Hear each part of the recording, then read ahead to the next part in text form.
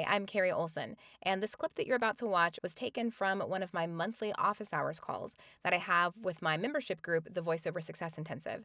So if you're interested in being a part of these office hours calls and interacting with us live, be sure to join the Voiceover Success Intensive group. You'll be able to join in these calls live, and you'll also get access to about 100 hours worth of archived calls as well. You can find the link in the description, and sometimes a way to start a relationship is if there's a product or service that you enjoy, just email them and say, I love your product. Just like starting that conversation, say, I'm a genuine fan of this thing that you create. I've been using it for years.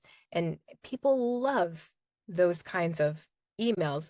You're almost guaranteed a response, right? So that kind of opens the door to relationship. Have your website just in your email signature. You don't even have to say anything in the very first email other than like, thanks for this.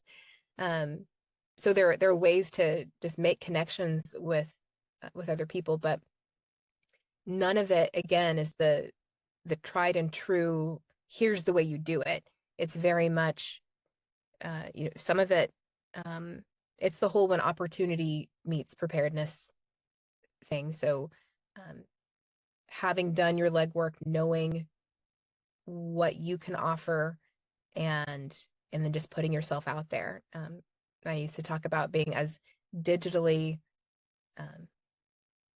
present on, as many platforms as possible. I don't necessarily advocate for that anymore, but the idea is putting yourself out there. And so you're kind of a push and a pull. You're going out and actively trying to find clients, but you're also attractive enough with your offering and your branding that you can attract people to you, and just your presence will kind of be working both things. And then there's the actual pull, where eventually you SEO your website, and so then you've got all kinds of things kind of working for you.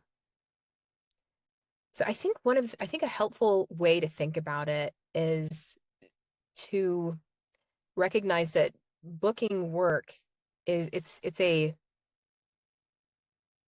kind of a networking thing, not just physically like, oh, you're networking, but I mean even just the way that we think about it. It's not a direct one-to-one, I do this thing and then I book work. I think you have to kind of change the way you think about it as far as what are those leading indicators, and thinking about it in terms of, well, what constitutes a win for me? Well, doing some research. So I put this in the chat, this VO marketing time checklist that kind of helps you think through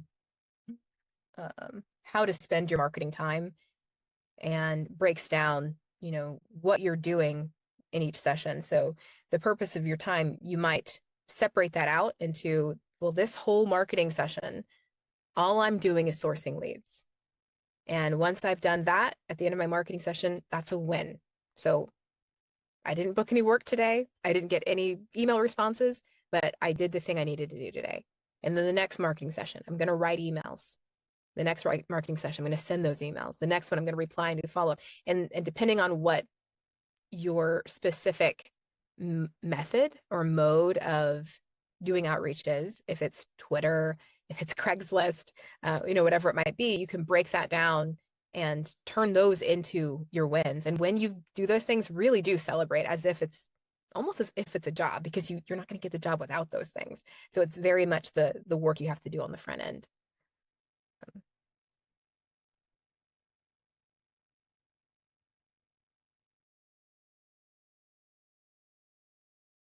Thanks for watching that clip. I hope it was helpful. And if you want to join the intensive, use the link in the description to join us, and hope to see you in the next office hours call.